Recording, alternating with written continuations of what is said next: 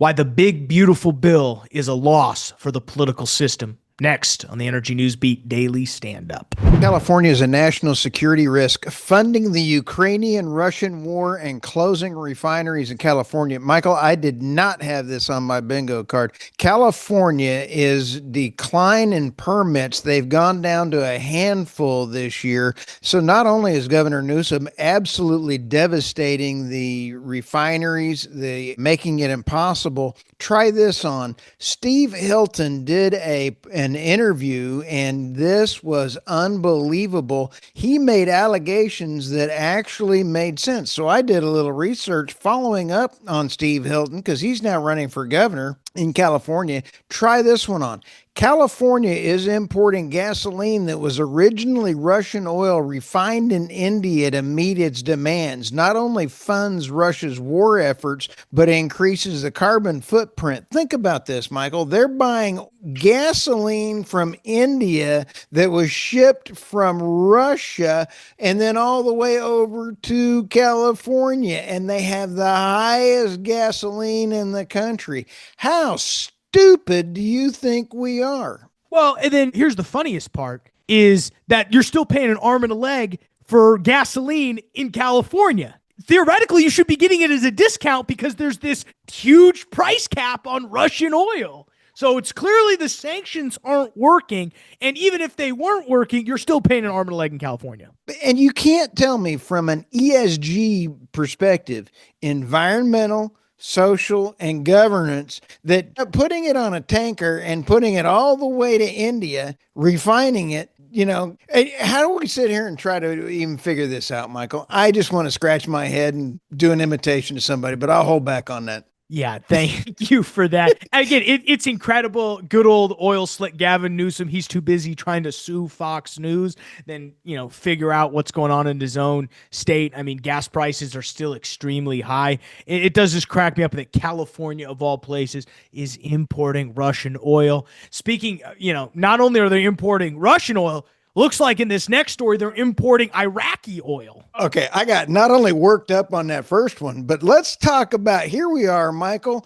We're recording this show on Wednesday. Okay, this week I have written California is a national security risk, funding the Ukraine-Russian war we just talked about. California to examine Amazon oil ties to pleas from Ecuador's indigenous leaders because they're destroying the rainforest by importing Ecuador's oil from Chinese companies. Then they're also looking at California as a national security risk, and the crisis about gas and diesel was manufactured. This is yet another story on Gavin Newsom, and today is now Wednesday. This is unbelievable. I have never seen this much on this. Iraq is now the number one OPEC exporter to the United States. Let me say that again clearly. Iraq is the number one exporter of OPEC to the United States. It averages between 160,000 and 190,000 barrels per day to California. I am not kidding. I mean, it's absolutely wild. I think you've done a really good job of connecting this interweb of, oil flowing out of the Middle East, how it ends up in the United States. I don't get it. This is absolutely mind-boggling that Governor Newsom is absolutely doing this. Now, Michael, try this on. I've actually never thought that I would say this again, but let me go through this. Secretary Wright is doing a fantastic job and is trying to deliver on everything that Trump's huge energy agenda. But we're about to hit a massive energy crisis called Newsom's energy policies. He's built on a failure and a huge black eye in the Trump administration economy. This is an all hands on deck moment as California is set to lose another 20% of its refining capacity. Michael, with our military sitting on the West Coast and those refineries go down, they have pipelines straight to our military bases, and that is going to be a disaster. Now, energy dominance is not possible without fixing California, period. No, California is all messed up. We've We've talked about it ad nauseum, so I think people won't. I want to move. This is, I think, the biggest news of the day with the Oh, one beautiful bill. absolutely. I gotta hand it to Alex Epstein. He is, and we've interviewed him, I think, 3 times, and he is absolutely a wonderful leader. But after the 27-hour session and 46 amendment notes, the U.S. Senate passed a one big beautiful bill on July 1st with razor thin 51-50, with Vice President J.D. Vance casting the tiebreaker. The 940 reconciliation bill, cornerstone of President Trump's second term, combines 4.5 trillion in tax cuts with 1.2 trillion in spending deductions, adding an estimated 3.3 trillion to the federal deficit. That's not good. No, However, go ahead. let me tell you. Alex Epstein writes on his Substack, the Senate bill looks like it has a 2027 placed in service cutoff, and I was afraid this was going in, to new solar wind subsidies, but last minute paragraph makes the cutoff worthless because projects making a recoverable 5% investment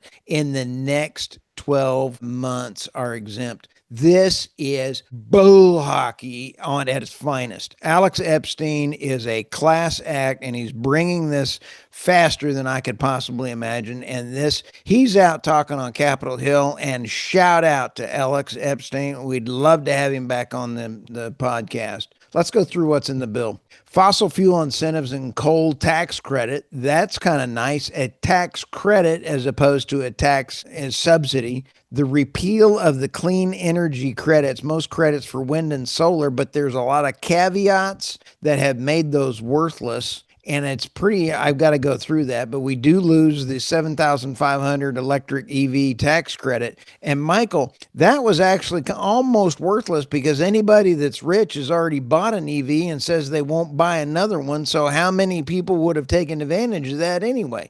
So the preservation of select clean energy provisions, some tax credits for hydrogen snuck through. Nuclear is critical and it needed more of it. Removal of the proposed wind and solar excise tax, a last minute excise tax on wind and solar. Michael, this would have been the deathbed. You and I talked about the steep climb.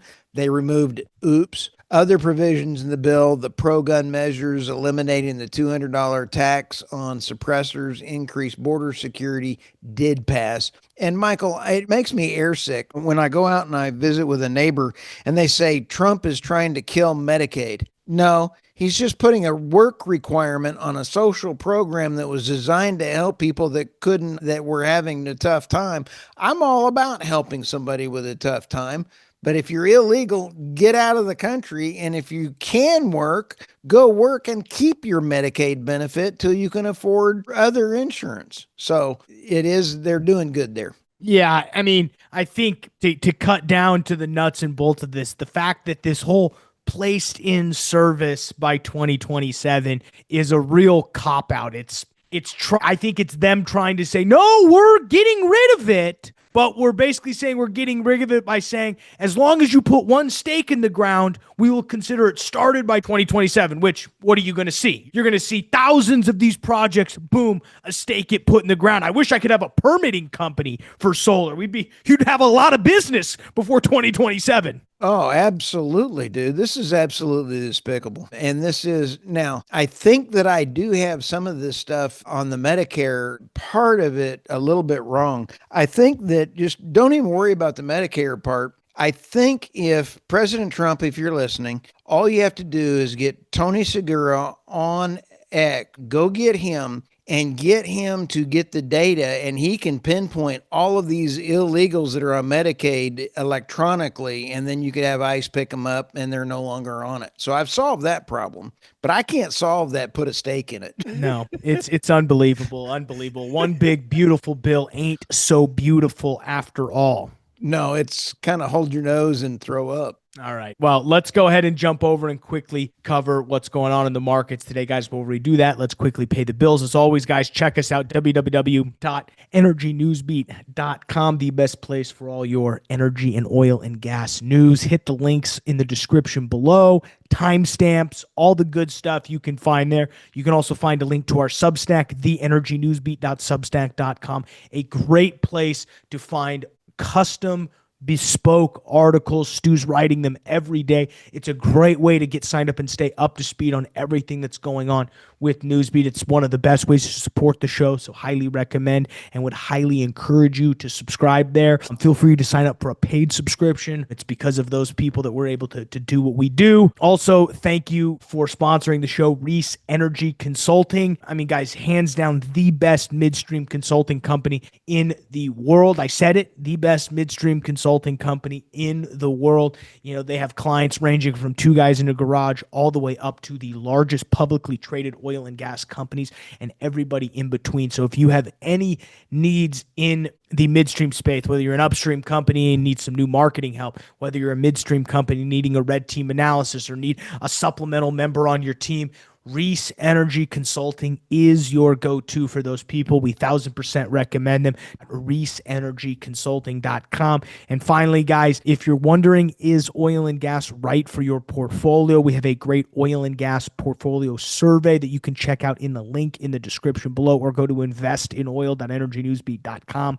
If you are considering it, fill out the survey. Depending on how you answer, we will send you the right resources to kind of give you an overview of what investing in this space looks like and point you in the right direction or two. But Stu, let's quickly go ahead and just look at top line indices here. Market's basically flat. S&P was only down about a tenth of a percentage point. NASDAQ actually dropped about a full percentage point. 2 and 10-year yields were up. 2-year yields up 1.2 percentage points. 10-year yields was only up about a tenth of a percentage point. Dollar index continues to fall down about, a tenth of a percentage point. Bitcoin 105,800, down about 1 percentage points on the day. Crude oil up to 65.45. That's up about a half a percentage point day over day.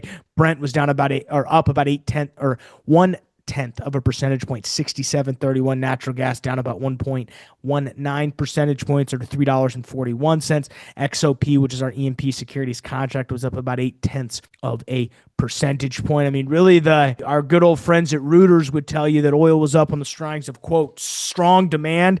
I wouldn't necessarily say strong demand. It does seem like that demand is beginning to come back and hopefully balance out. I keep banging my table on this. We are still in an oversupplied market. Global inventories are up, regardless of where U.S. inventories are at. We're in a oversupplied market. We're also waiting to see what happens ahead of this OPEC meeting, which is going to eventually figure out if they're going to raise it by the 411,000 barrels per day. They're probably going to do that. That OPEC decision is going to come over the weekend. Do I believe it's a market share position? No, I think it has a little bit to do with them just wanting to make a little bit more money, and spilling more barrels onto the market allows them to make money. And if they do it in a slow and consistent manner, it's not going to have a huge violent effect as it would to prices. It's very interesting. Kazakhstan, which is one of the world's largest 10 oil producers, actually did raise its production last month to an all-time high. That's a little bit of an insight according to the article that I'm looking at here. So very interesting on that front. We did just see the API crude oil inventory guess drop. It actually was a build of about 600,000 barrels. The forecast was a 2.2 million barrel draw. So this comes after about 5 straight weeks of draws. Now we're getting a little bit of a build, which is very interesting on this standpoint. We'll see as you listen to this, guys, at 10:30 Central Standard, 9:30 Central Standard Time, you'll be able to see the EIA crude oil inventory report, which will either confirm or deny. But that's really all I've got, Stu. I mean, this big, beautiful bill stuff is super fascinating. Anything else around that we need to update people on? Well, I just got to pray that we can get regulatory help. But I'll tell you, Chris Wright, Secretary Burgum, and Secretary Zeldin have their work cut out for them with California. And I'm deadly serious that California is really going to need some attention. And I've said this before also. Canada, the UK, and the EU are all putting carbon taxes on the US oil producers in products that are being sold. That legislation has to get done now. So we've got 2 really big ticking time bombs in the energy space, so to speak. Yeah, no, it really is a ticking time bomb, guys. But with that, we're going to go ahead and let you out of here. Get back to work, finish up your day. Appreciate you guys checking in with Energy Newsbeat to start your day. For Stuart Turley, I'm Michael Tanner. We'll see you tomorrow, folks.